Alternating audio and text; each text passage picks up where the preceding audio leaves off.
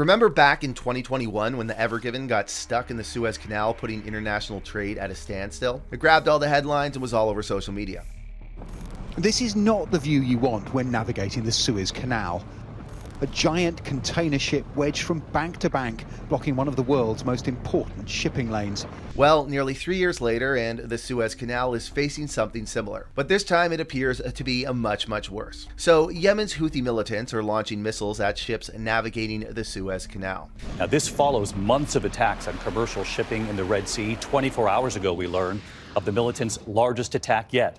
Their drones and missiles were shot down by the U.S. and the U.K. The militants say their attacks are in response to Israel's war on Hamas. This prompted major companies, including Maersk, a player in 1/6 of global container trade, to redirect their containers. The recent escalation from the United States carries severe consequences. It has dissuaded more ships from the Suez, jeopardizing not just 15% of international trade, but also escalating oil prices. Already, companies are idling facilities as vital materials face delays or detours due to this conflict. Given the rapid escalation, there's genuine concern about how far both sides will push before it escalates into a full-blown war. Today I want to dive into the Houthis and their impact on global trade and where this whole Red Sea thing may be heading.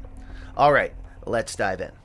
First, we need to understand the importance of the Red Sea. The Red Sea serves as a maritime gateway for the countries surrounding it.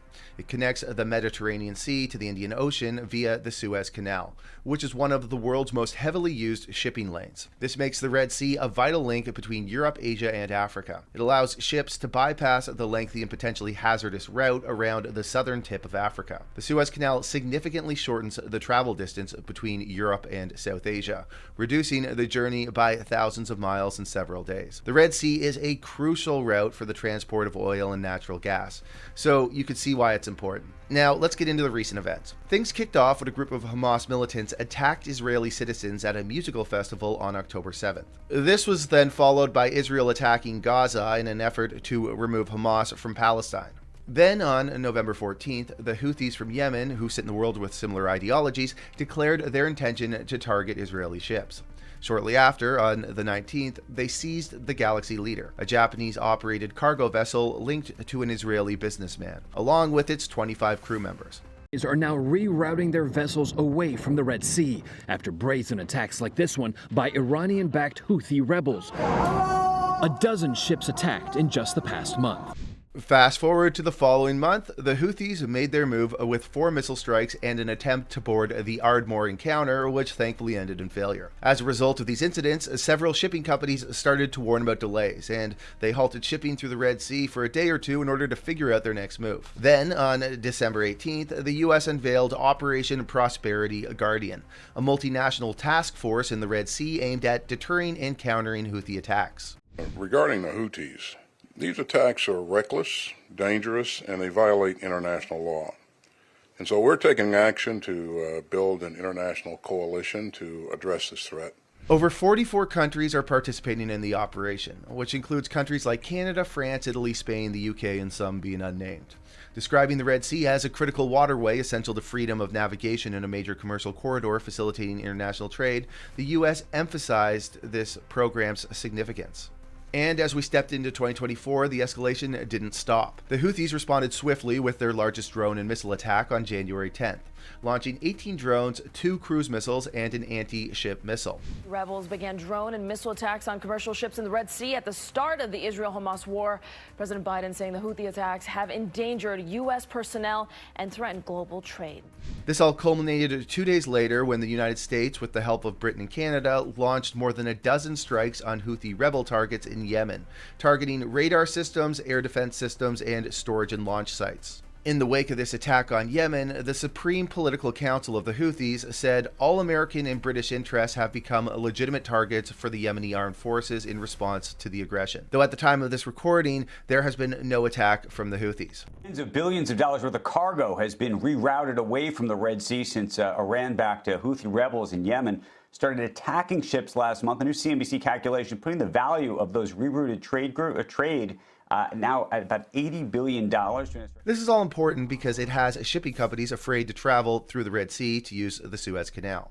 So let's examine how much trade goes through this passage. The Suez Canal sees over 30% of global container traffic, and the Red Sea handles nearly 15% of worldwide seaborne trade. This includes 8% of global grain trade, 12% of seaborne traded oil, and 8% of liquefied natural gas trade. In the first half of 2023, roughly 9.2 million barrels per day of oil flowed through the canal, constituting about 9% of global demand. This entire operation contributes over $9.4 billion in annual revenue to the Egyptian government, accounting for nearly 25% of the country's total revenue. Zooming in a bit, half of the palm oil, rice, and tea imports traverse the Suez Canal. Also, 39% of household appliances and apparel bound for the Americas rely on this route. So think twice before planning that new stove or fridge purchase. On a more critical note, 21% of our manufactured steel products, 27% of our power generating equipment, and 22% of our imported wires and batteries reach us through the canal. The implications of any disruptions are significant.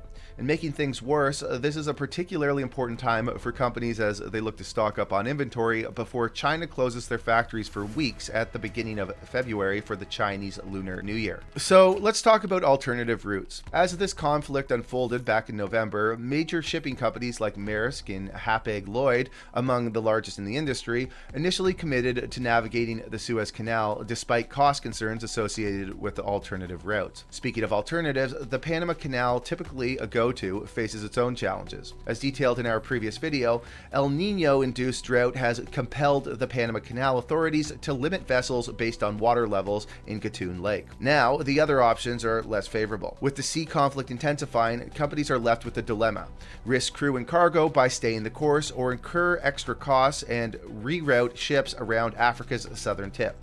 This move adds around $1 million in fuel costs per round trip between Asia and Northern Europe, not to mention an additional 10 days to shipping times. And now, with the US leading a bunch of strikes escalating the situation, it has prompted Maersk and Hapag-Lloyd to take decisive action. They've announced plans to redirect ships away from the Red Sea, opting for the Panama Canal Railway as their route of choice.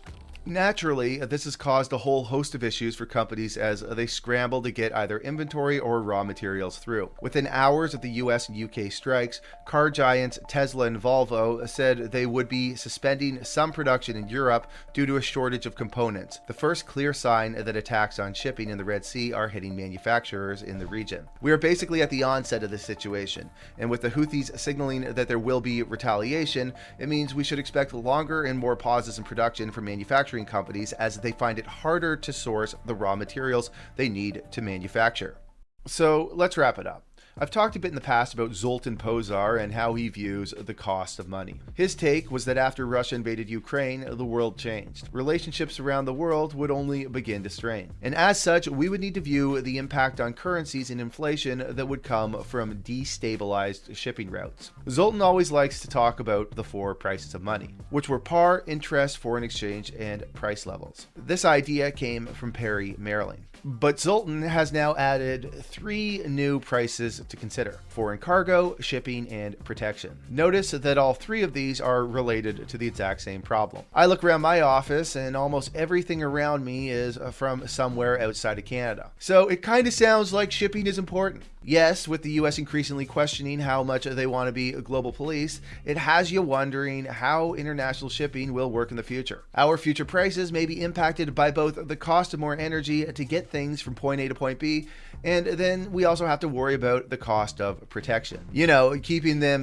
nasty Somalian pirates away. As Zoltan predicts, with the global geopolitical environment getting more unstable, we will need to get used to higher prices, higher interest rates, and possibly even more government stimulus. Of course, none of this is going to go over well domestically. And as our standard of living continues to decrease at a time where everything will seemingly get more expensive, we have to ask, how do we protect ourselves? Well, Zoltan, he likes gold. And over the next few years, so do I. All right, everybody, thank you for watching. If you could do me a big favor, please smash that like button, subscribe, and ring that notification bell. Also, let me know what you think in the comment section.